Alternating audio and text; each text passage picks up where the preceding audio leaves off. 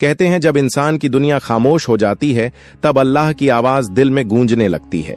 जब चारों तरफ से उम्मीदें टूट जाती हैं तब एक ही दरवाजा रह जाता है, यकीन का। और वो यकीन अगर अल्लाह पर हो तो समझो रास्ता नहीं, पूरा समंदर बन जाता है। ये कहानी है एक ऐसे शख्स की जो दुनिया के अंधेरों में भटकते हुए जब गमों की गहराई में डूबा तो उसे सिर्फ एक ही डोरी ने बचाया, अल्लाह पर उसका कामिल यकीन। शहर लखनऊ की तंग गलियों में एक पुरानी सी कोठरी थी जहां रहता था ज़ियाउद्दीन, एक दर्जी जिसकी सिलाई की दुकान एक टूटी छज्जे के नीचे लगती थी। उम्र तकरीबन 45, चेहरे पे झुर्रियां, आंखों में थकन और दिल में ढेर सारा सब्र। लेकिन उसकी सबसे बड़ी दौलत थी उसका यकीन।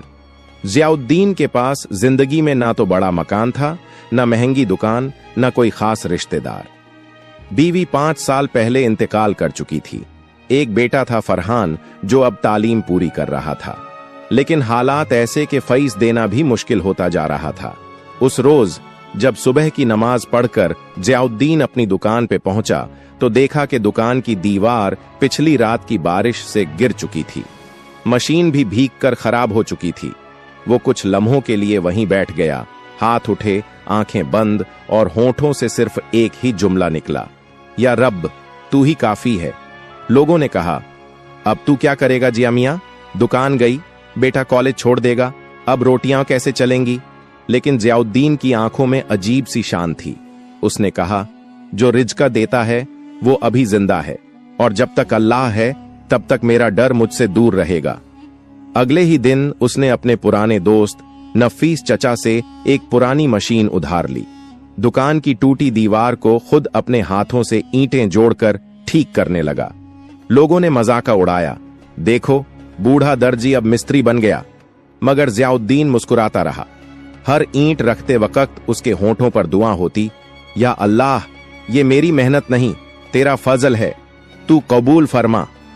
उस हफ्ते ज़ियाउद्दीन की दुकान पर कोई ग्राहक नहीं आया, मगर वो रोज बिस्मिल्लाह कहकर दुकान खोलता, 2 रकत नमाज पढ़ता और एक कुर्सी पर बैठकर तस्बीह करता रहता। बेटा फरहान भी मायूस होकर कहता, अब्बू कुछ और सोचिए, ये सिलाई का काम अब नहीं चलेगा। लेकिन ज़ियाउद्दीन ने फरहान के कंधे पर हाथ रखकर कहा, बेटा अल्लाह ताले की चाबी देर से देता है, लेकिन जब देता है तो दरवाजा नहीं, पूरा खजाना खोल देता है।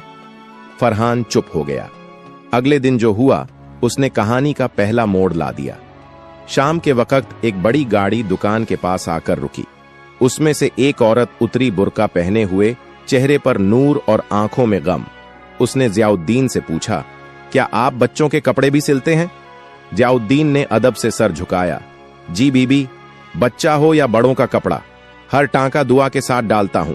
औरत ने कहा, मेरे बेटे का जन्मदिन है और मैं चाहती हूं कि वो जोड़ा आप ही सिए, मगर पैसे अभी नहीं दे सकती, अगले महीने दूंगी।